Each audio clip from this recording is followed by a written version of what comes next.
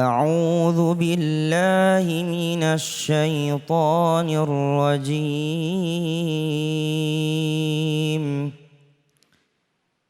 بسم الله الرحمن الرحيم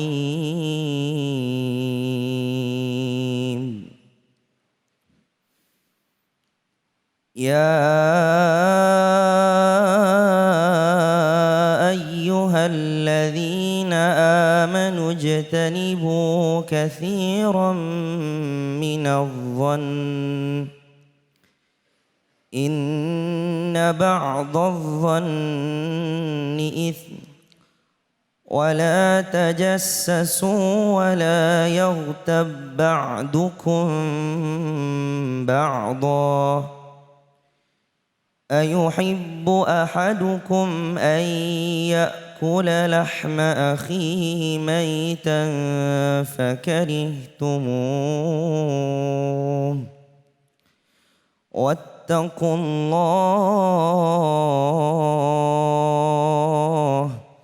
إن الله تواب رحيم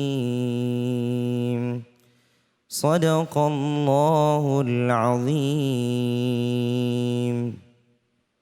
Maha benar Allah dengan segala firman-Nya, Iqra'ul Qur'an fa innahu ya'ti yaumal qiyamah syafi'an li ashabi. Bacalah Al-Qur'an, maka insyaallah Al-Qur'an yang kita baca akan menjadi syafaat di yaumil akhirat. Amin ya rabbal. Amin. Kembali lagi di Cahaya Hati. Alhamdulillah pemirsa dimanapun berada dan para jamaah yang dirahmati oleh Allah Subhanahu Wa Taala, di segmen ini kita akan mendengarkan juga menyimak kajian yang akan dibawakan oleh guru kita Ustazah Syifa Nur Fadilah. Kepada beliau dipersilahkan. Silahkan guru. Terima kasih Ustadz Abe, Masya Allah, mudah-mudahan dalam keadaan sehat walafiat. Amin. Adik-adik sekalian yang hadir di Masjid Darul Quran Mulia, para pemirsa Cahaya Hati Ainus yang ada di rumah. A'udzubillahi minasyaitonirrajim. Bismillahirrahmanirrahim. Assalamualaikum warahmatullahi taala wabarakatuh. Waalaikumsalam warahmatullahi wabarakatuh. Alhamdulillah wassalatu wassalamu ala Rasulillah Muhammad ibn Abdullah wa ala alihi wa sahbihi wa mawalah. Rabbi syrah li sadri wa yassir li amri wa hlul uqdatam min lisani yafqahu qawli. Qala Allah Ta'ala fil Qur'anil Karim, bismillahirrahmanirrahim. Subhanaka la ilma lana illa ma 'allamtana innaka antal alimul hakim. Shadaqallahul azim wa shadaqa rasulun nabiyyu habibul karim, amma ba'd. Adik-adik sekalian yang saya cintai, di sini mayoritas kelas berapa? Kelas 10, alhamdulillah.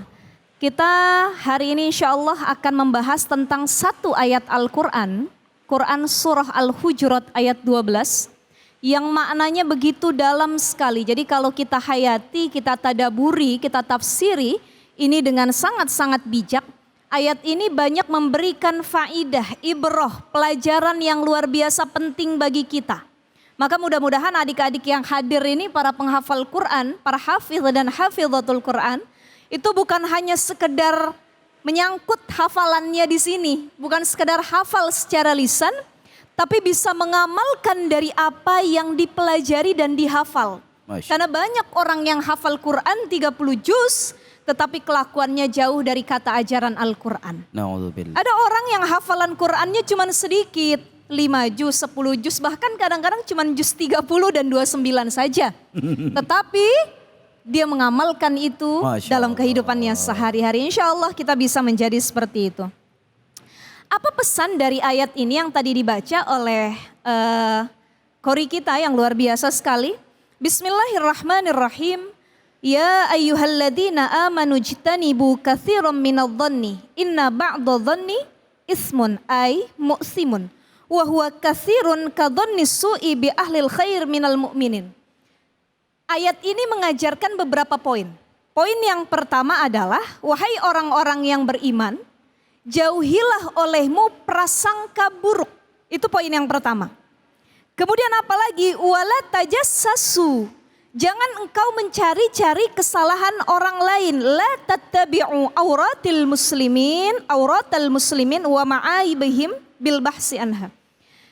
Poin kedua dalam ayat ini adalah setelah kita tidak mudah berprasangka buruk kepada orang lain, jangan keburukan orang lain tuh kita congkel. Kita cari ke sana kemari, kita ada-adain, yang gak ada diada-adain, yang kita gak tahu harus diketahuin. Wala tajassasu. Yang ketiga apa? Wala yattab ba'dukum ba'da ayuhibbu ahadukum ayyakula lahma akhihi maitan fakarihtumuh. Poin yang ketiga dari ayat ini memberi pesan kepada kita bahwa kita dilarang setelah mencari tahu keburukan orang lain. Wala yattab ba'dukum ba'dan, jangan saling gibah. Jangan saling ngomongin kejelekan orang lain. Ini 3 poin utama yang dipesankan dari surah Al-Hujurat ayat 12.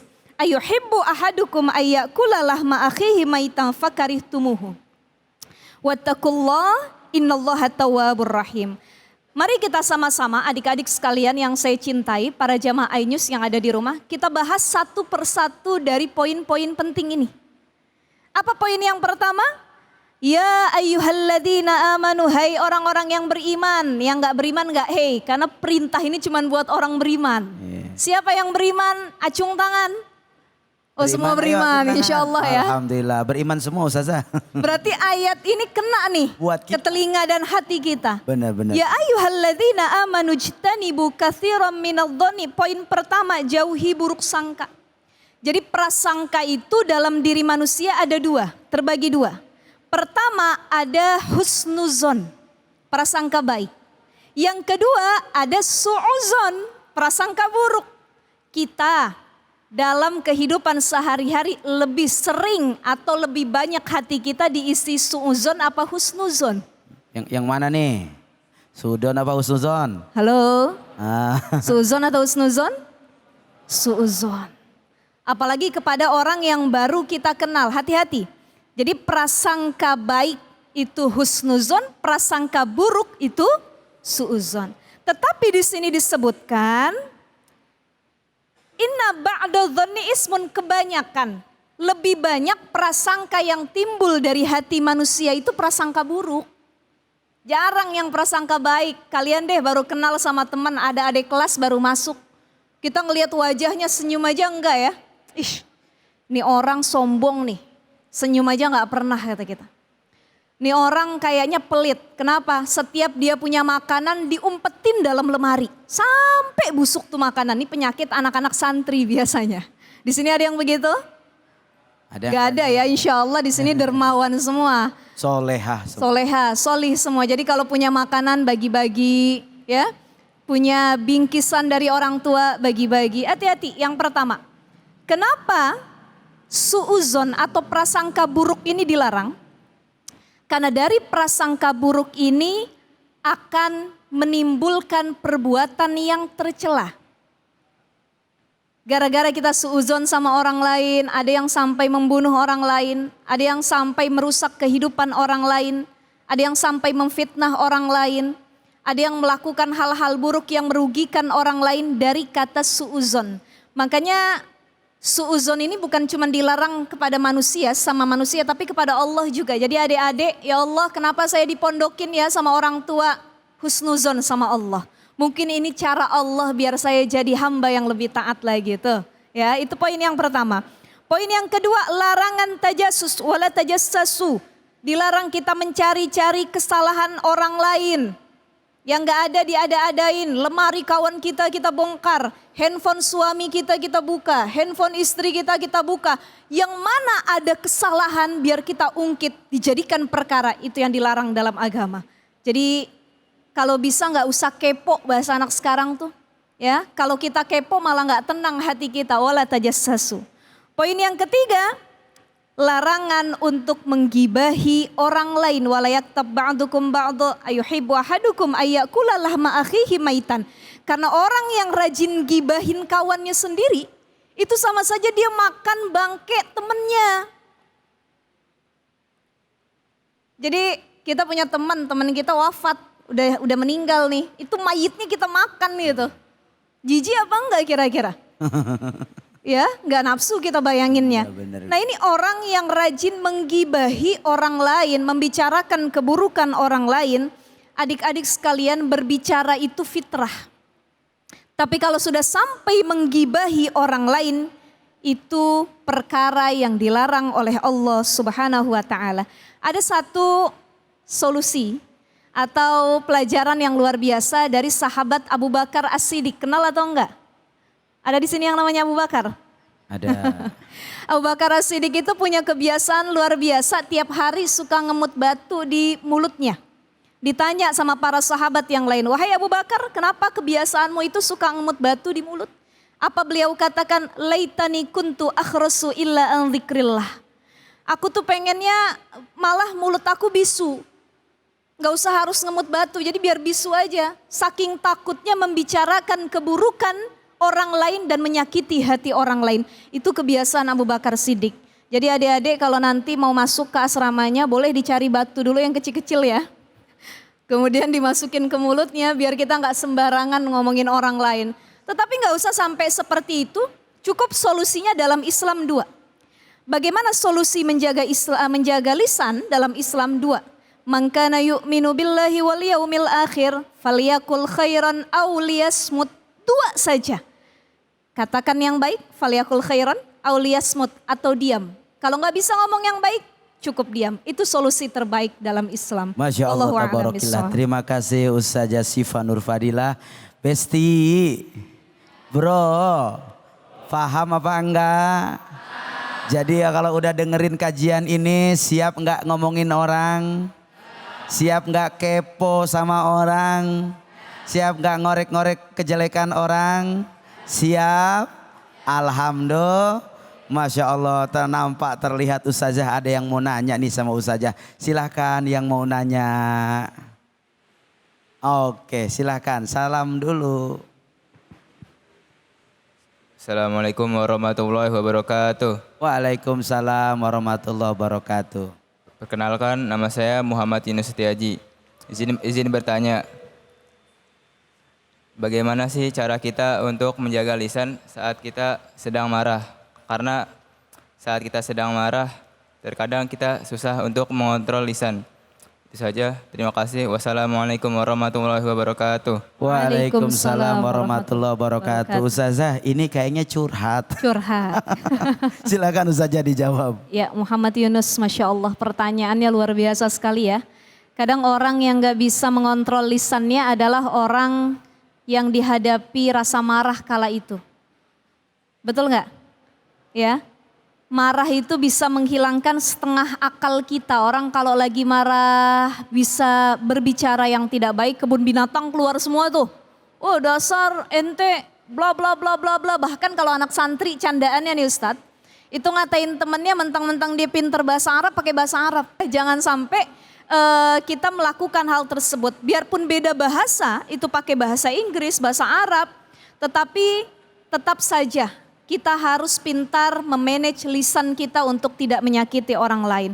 Nah tantangannya biasanya orang yang keceplosan dan seringkali lisannya kepleset itu ketika dia sedang dalam keadaan marah.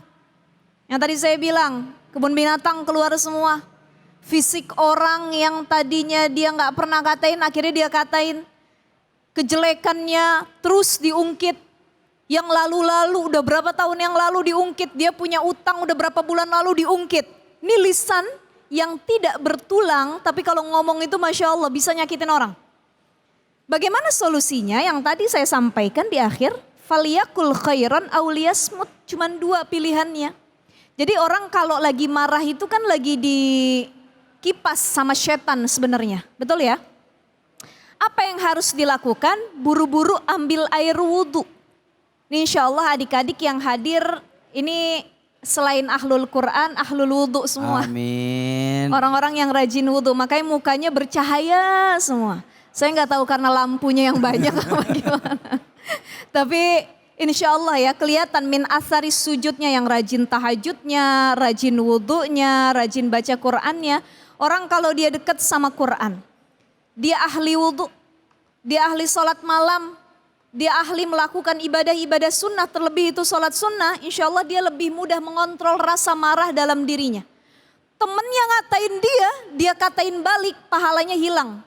Tapi ketika dia bilang dalam dirinya, istighfar, dia bilang astagfirullahaladzim, a'udzubillahi minasyaitonirrajim. Dia diam, dia tahan di lisannya, kemudian ambil air wudhu.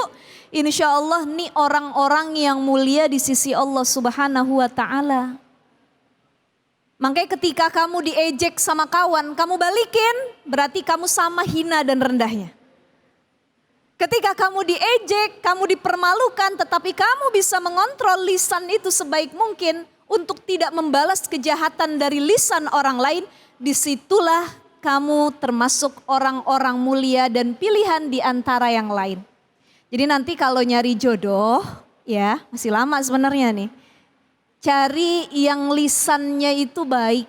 Masya Allah. Cari yang lisannya itu berhati-hati, yang perempuan cari laki-laki yang lisannya tidak pernah kasar menyakiti.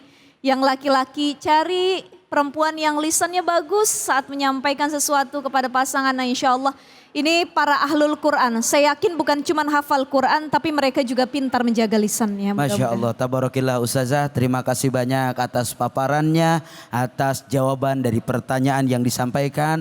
Mudah-mudahan ini bisa membawa dan menambah daripada wawasan-wawasan kita semua. Agar kita lebih hati-hati dalam mengecuapkan sesuatu. Dan kita lebih hati-hati dalam menjaga lisan kita semua. Amin ya Rabbal. Setelah ini kita akan mendengarkan tausiah dari guru kita Ustadz Rusfiuddin dengan tema pentingnya menjaga lisan. Jangan kemana-mana, tetap di Cahaya Hati Indonesia. Allah salamullah ala taha rasulillah salatullah salamullah ala yasin habibillah salat nabi bismillah wabil hadi rasulillah